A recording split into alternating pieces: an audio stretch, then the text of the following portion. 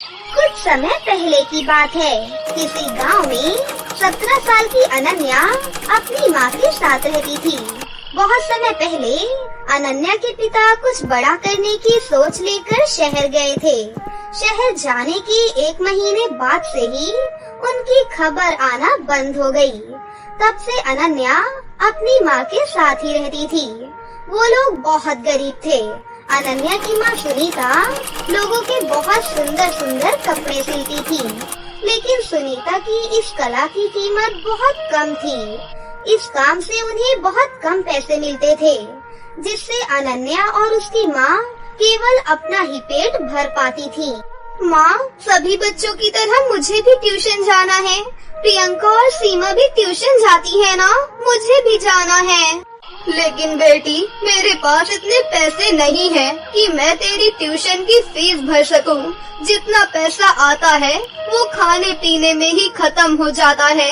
अगर मैंने थोड़ा सा भी पैसा इधर उधर खर्च किया तो हम ठीक से खा भी नहीं पाएंगे। अच्छा ठीक है, कोई बात नहीं माँ। सुनीता चाहकर भी अनन्या के भविष्य के लिए धन इकट्ठा नहीं कर पा रही थी। वो हमेशा अनन्या के भविष्य के लिए 2 पैसे बचाने के बारे में सोचती रहती थी। और ऐसे ही कई दिन बीत जाते हैं। एक दिन कुछ सिपाही डंका बजाते हुए एक जरूरी सूचना दे रहे थे। सुनो सुनो सुनो, 1 हफ्ते बाद प्रिय राजकुमार 18 साल के होने वाले हैं, जिस खुशी में महाराज ने सभी गांव वालों को जश्न में आमंत्रित किया है। ठीक 8 बजे सभी को जश्न में शामिल होना है। ये सुनते ही सभी गांव वाले आपस में बातचीत करने लग जाते हैं। मेरी माँ मेरे लिए नया कोट पैंट लेकर आई है, मैं तो वही पहन कर आऊँगा। और तुम क्या पहनोगी रजनी? मैं तो बहुत ही सुंदर सी ड्रेस पहनूंगी, लेकिन मैं तो ये देखना चाहती हूँ कि रोजाना जो फटे हुए कपड़ों को सिल कर पहनती है वो क्या पहनेगी। रजनी, क्या तुम अनन्या की बात कर रही हो? हाँ, वही तो है हमारी राजकुमारी जो रोजाना अतरंगी ड्रेसेस पहनती है। तुम सब चुप रहो, मैं भी अपनी माँ का बनाया हुआ बहुत ही सुंदर सा लहंगा पहनूंगी। और रियली, क्या सच में? हम भी तो जरा देखें तुम्हारी माँ का बनाया हुआ लहंगा। इसके बाद अनन्या अपने घर वापस चली जाती है। तभी वो देखती है कि उसकी माँ कहीं बाहर जाने की तैयारी कर रही है। माँ, क्या आप कहीं बाहर जा रही हो? हाँ बेटी, टोनी जादूगर ने मुझे अपनी बिल्ली के कपड़े सिलने के लिए बुलाया है, तो बस मैं वही जा रही हूँ।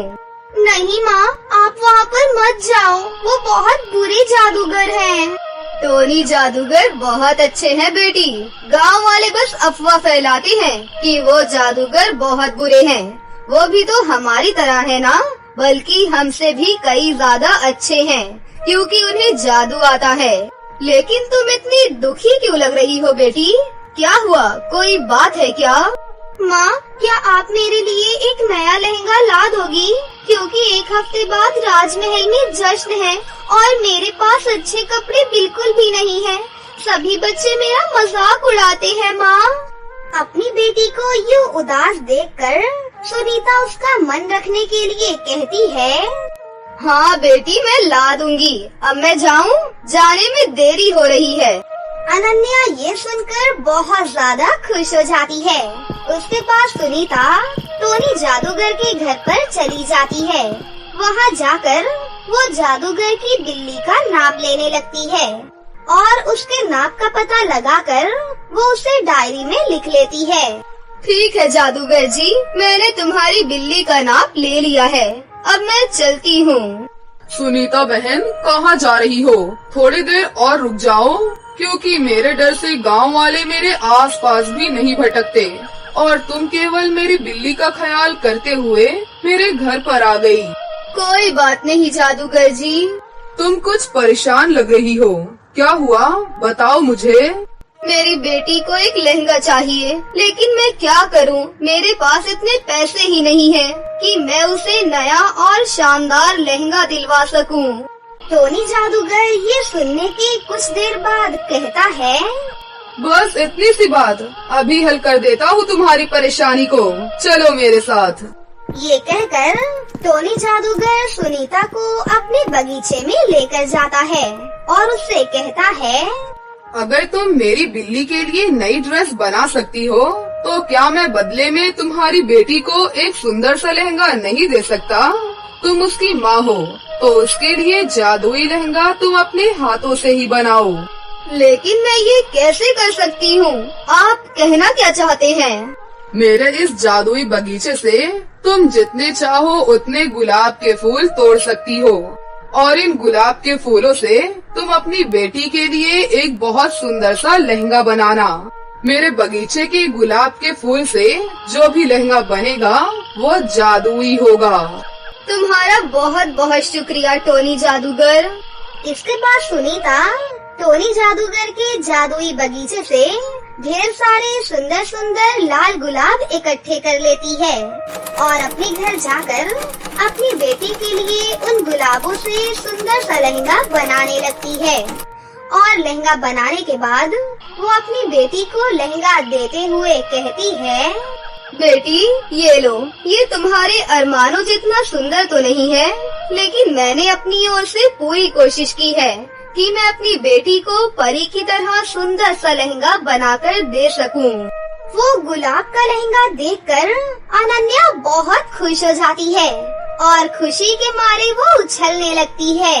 वाओ, ये गुलाब का लहंगा तो मेरी सोच से भी कहीं ज्यादा सुंदर है। माँ, मैं बहुत खुश हूँ। थैंक यू माँ। अपनी बेटी की खुशी देखकर सुनीता भी बहुत खुश हो जाती है। कुछ दिनों बाद अनन्या अपनी माँ का बनाया हुआ जादुई गुलाब का लहंगा पहनकर राजकुमार के जन्मदिन के जश्न में जाती है। सभी लोग तो उसे देखते ही रह जाते हैं। उसे देखकर उसके दोस्त कहते हैं, वाओ अनन्या, तुम्हारा गुलाब का लहंगा तो बहुत सुंदर लग रहा है। तुम इस जश्न में सबसे अलग लग रही हो। हाँ, मैंने तुम सबसे कहा था ना कि मैं अपनी माँ का बनाया हुआ लहंगा पहन कर आऊंगी। ये मेरी माँ ने मेरे लिए बनाया है। कितना सुंदर है ना ये। तभी महल में हड़कंप मच जाता है और सभी लोग चिल्लाने लगते हैं, अरे जल्दी चलो, राजकुमार के कमरे में आग लग गई है, भागो यहाँ से। ये सुनते ही सभी लोग इधर उधर भागने लगते हैं।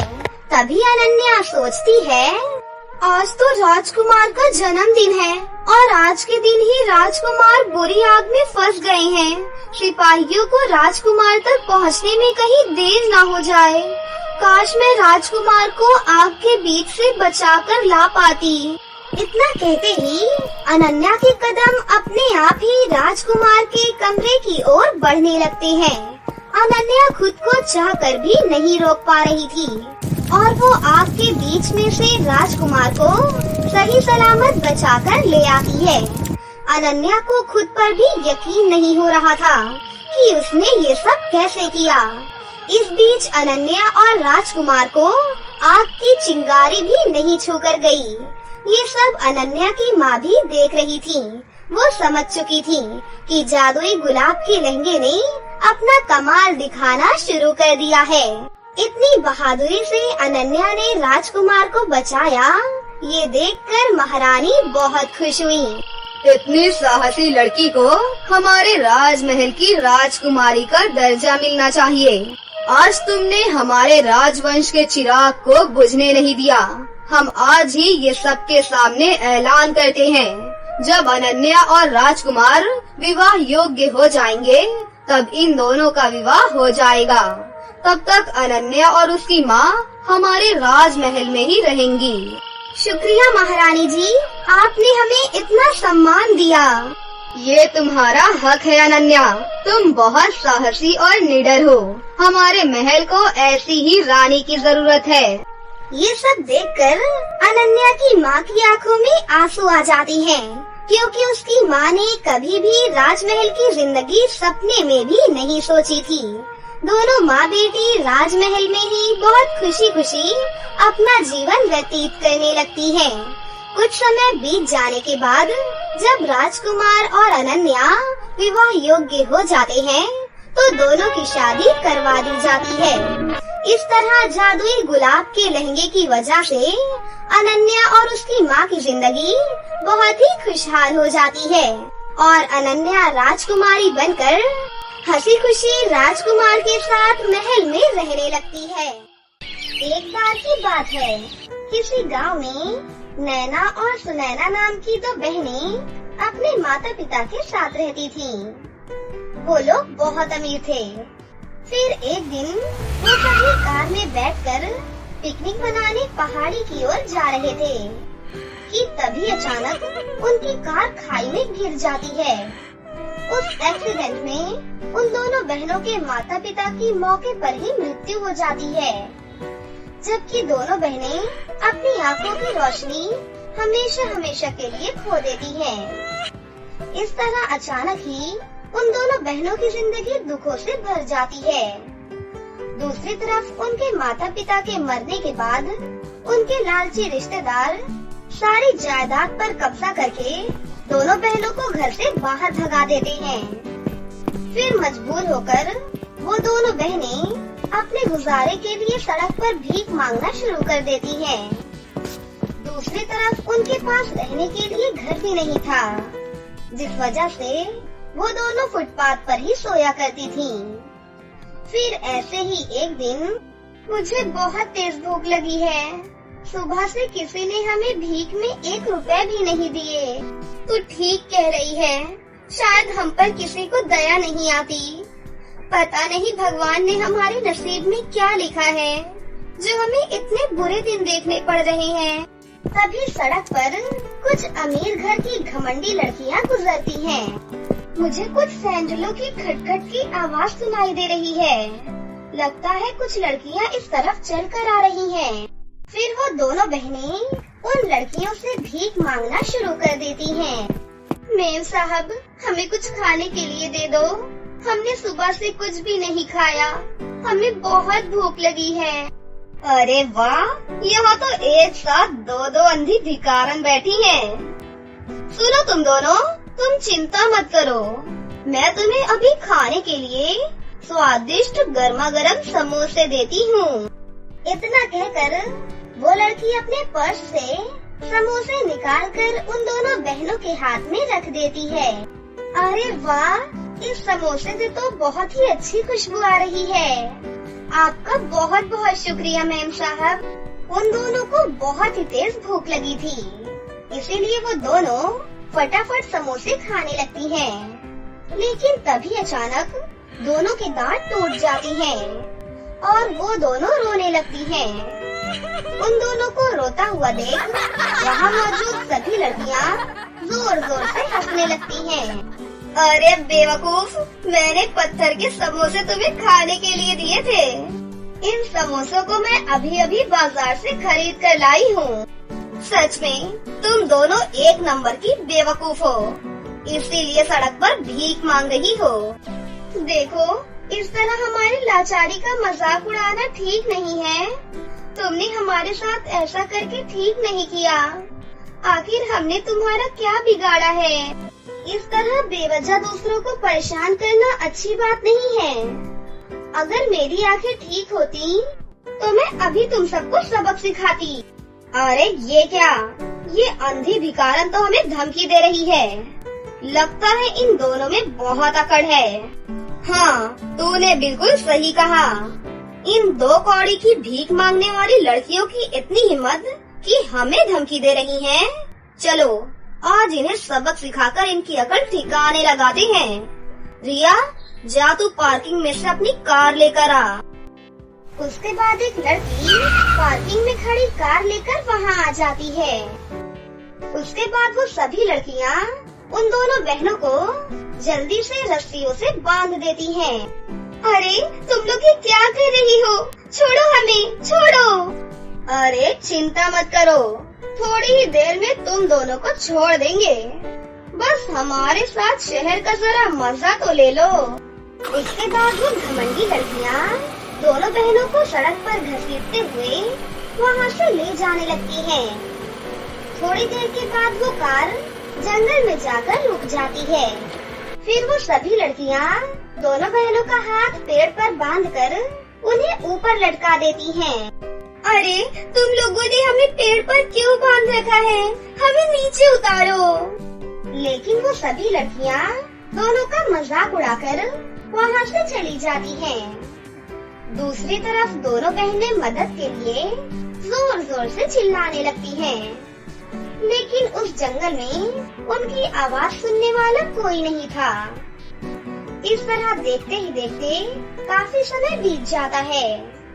तभी वहाँ से एक रानी परी गुजर रही थी।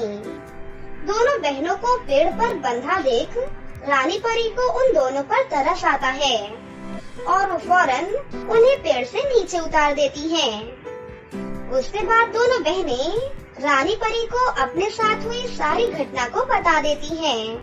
सच में तुम दोनों के साथ बहुत बुरा हुआ, लेकिन तुम फिक्र मत करो, मैं उन घमंडी और बदतमीज लड़कियों को सबक जरूर सिखाऊंगी।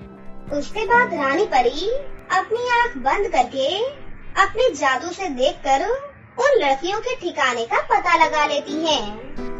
उसके बाद रानी परी फौरन उन लड़कियों के पास पहुंच जाती हैं।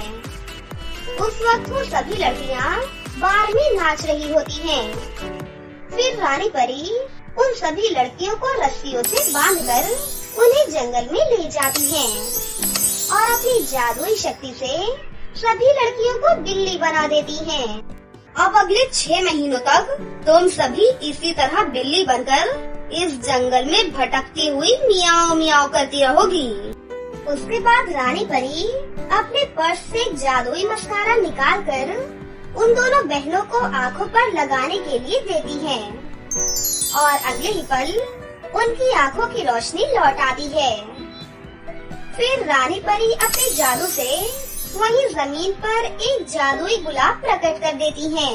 फिर देखते ही देखते वो गुलाब एक खूबसूरत से घर में बदल जाता है। आज से तुम दोनों इसी जादुई गुलाब घर में रहोगी। ये घर तुम्हारी जरूरत की सारी चीजें तुम्हें दे दिया करेगा। फिर उस दिन के बाद से दोनों बहनें उस जादुई गुलाब के फूल से बने घर में रहने लगती हैं। दूसरी तरफ उन्हें उस घर में रोज ढेर सारे सोने के सिक्के मिलने लगते हैं, जिस वजह से वो दोनों बहुत ही अमीर बन जाती हैं और एक बड़े कॉलेज में एडमिशन लेकर अपनी पढ़ाई शुरू कर देती हैं। इस तरह देखते ही देखते दोनों बहनों की जिंदगी पूरी तरह खुशियों से भर जाती है और वो खुशी से एक साथ रहने लगती हैं। बहुत समय पहले की बात है। अमेरिका में एक खूबसूरत साम्राज्य था, जहाँ पर एक राजा रहता था। राजा अपने राजकाज से बहुत खुश था। वो प्रजा में बहुत ही मशहूर था। सभी लोग राजा को बहुत प्यार करते थे, लेकिन एक बात उसके खुशनुमा मिजाज को खराब कर देती थी कि वो अपनी बेटी रपुंजल के लायक राजकुमार कैसे ढूंढे। राजकुमारी रपुंजल अपनी खूबसूरती के लिए बहुत मशहूर थी। उसकी हिरनी जैसी आँखें, उसकी खिलखिलाती हंसी ऐसे जैसे मानो सभी कलियां खिल गई हो। वो जितनी खूबसूरत थी उतनी ही समझदार भी थी। रपुंजल को कविताएं लिखने का बहुत शौक था। बड़े से बड़े कवियों की कविताएं उससे बेहतर कोई भी नहीं बोल सकता था। रपुंजल, मेरी बेटी, तुम बहुत ही गुणवान हो। मैं तुम्हारे लायक राजकुमार कहाँ से ढूंढ कर लाऊंगा, ये सोचकर मेरा दिल बैठ जाता है बेटी। पिताजी, आप चिंता मत करिए। ऊपर वाले ने जरूर मेरे लिए किसी खास इंसान को बनाया होगा। बस मुझे उसे ढूंढने की देरी है। आखिर वो खास इंसान कहाँ मिलेगा मेरे मर जाने के बाद? पिताजी, आप ऐसी बातें क्यों कर रही हैं? ठीक है, मैं आपकी बात मानने के लिए तैयार हूँ, पर मेरी एक शर्त है। अगले दिन राजा ने सभा बुलाई, जिसमें दूर दूर से लोग रपुंजल से विवाह करने की इच्छा से आए थे। लेकिन उस सभा में रपुंजल खुद नहीं आई, बल्कि उसका मंत्री एक पत्र लेकर आया। सुनो सुनो सुनो, जो कोई भी नीला गुलाब ढूंढ कर ले आएगा राजकुमारी रपुंजल उसी से विवाह करेंगी। ये सुनकर सभा में उपस्थित सभी लोग चौंक गए। कुछ लोगों को लगा कि राजकुमारी रपुंजल की शर्त बहुत ही अजीब है, क्योंकि नीला गुलाब मिलना असंभव है। वहीं उनमें से कुछ लोगों ने इस शर्त को पूरा करने की कोशिश की और नीले गुलाब की तलाश में निकल गए। उन्हीं में से एक राजकुमार था जिसका नाम भैरव था। वो शर्त को पूरा करने के लिए राज्य की सबसे बड़ी फूल की दुकान में गया और उसने दुकानदार से बोला, मुझे एक नीला गुलाब चाहिए जिसकी कीमत चाहे कुछ भी हो। माफ कीजिएगा, मेरे पास नीला गुलाब नहीं है और न ही मैंने आज तक नीले गुलाब को कभी भी देखा है। मेरे पास बाकी सभी रंगों के गुलाब हैं, लाल, सफेद, हरे, पीले, सब। आपको इसमें से कोई भी चाहिए तो आप ले सकते हैं। नहीं, मुझे नीला गुलाब ही चाहिए और वो मुझे हर हाल में चाहिए। तुम कहीं से भी लेकर आओ, मुझे 2 दिन के अंदर ही वो गुलाब चाहिए। मैं फिर आऊंगा और अगर मुझे नीला गुलाब नहीं मिला तो मैं तुम्हें जेल में बंद करवा दूंगा। ये सुनकर वो दुकानदार बहुत ही ज्यादा डर गया। उससे कुछ भी समझ ही नहीं आ रहा था कि आखिर नीला गुलाब वो कहाँ से लेकर आए। तभी उसके दिमाग में एक बढ़िया तरकीब आई और फिर उसने सफेद गुलाब को नीले रंग में रंग दिया। 2 दिन बाद जब राजकुमार भैरव गुलाब लेने दुकान पर आया तो उस दुकानदार ने बड़े ही गर्व से उसके सामने वो नीला गुलाब रख दिया। ये हुई ना बात, बहुत खूब। और फिर राजकुमार भैरव उस गुलाब को लेकर राजकुमारी रपुंजल के पास आता है। फिर राजकुमारी उस गुलाब को उठाकर देखने लगती है। नहीं, ये तो सफेद गुलाब है। इसे किसी बहुत ही जहरीले डाई में डुबाकर नीला किया गया है। अगर कोई प्यारी सी तितली इस गुलाब पर बैठी तो वो मर जाएगी। वापस रख लो इसे। मुझे डाई किए हुए गुलाब नहीं चाहिए और ना ही झूठ बोलने वाला पति। दफा हो जाओ यहाँ से। राजकुमार भैरव ने शर्म से अपना सर नीचे झुकाया और महल से चला गया।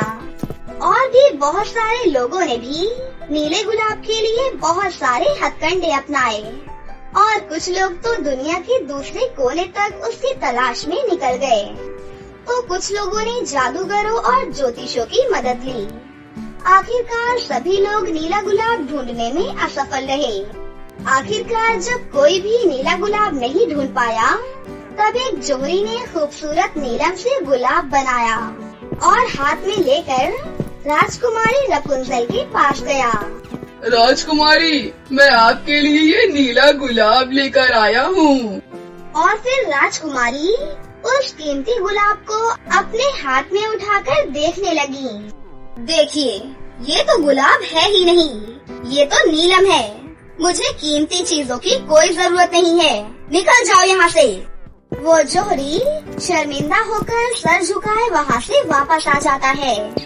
कई महीने बीत जाते हैं और अब कोई भी नीला गुलाब ढूंढने की कोशिश नहीं करता है। एक बार राजकुमारी रपुंजल जंगलों में घूम रही थी, लेकिन घूमते घूमते वो जंगलों में काफी दूर चली जाती है।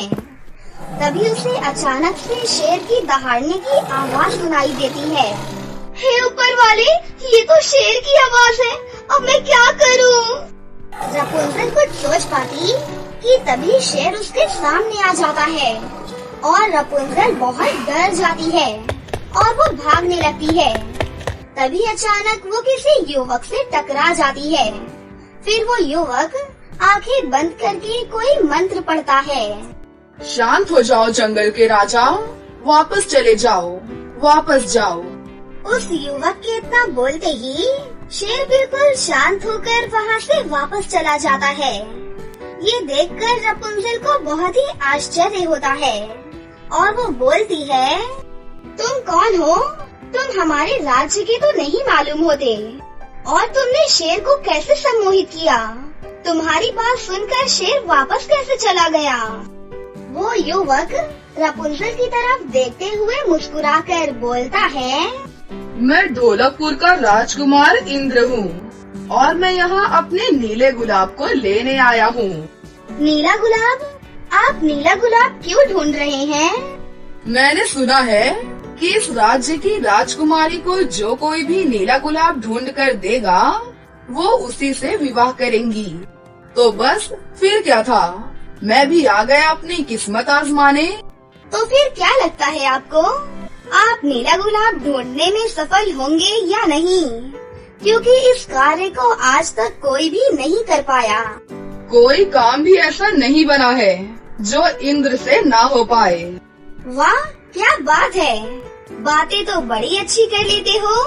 देखते हैं नीला गुलाब आप ढूंढ पाते हैं या नहीं। अजी, नीला गुलाब तो मेरे सामने ही खड़ी है।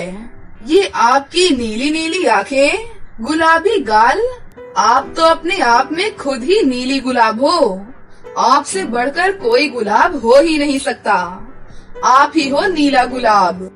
ये सुनकर राजकुमारी रपुंजल बहुत खुश होती है और उस युवक को अपने साथ अपने महल में लेकर आती है और अपने पिता को वो सारी बातें बता देती हैं। इंद्र बेटे, शर्त के मुताबिक तुमने नीला गुलाब ढूंढा है, क्योंकि मेरी बेटी ने प्रण लिया था जो उसे नीला गुलाब ढूंढ कर देगा उसी से उसका विवाह होगा।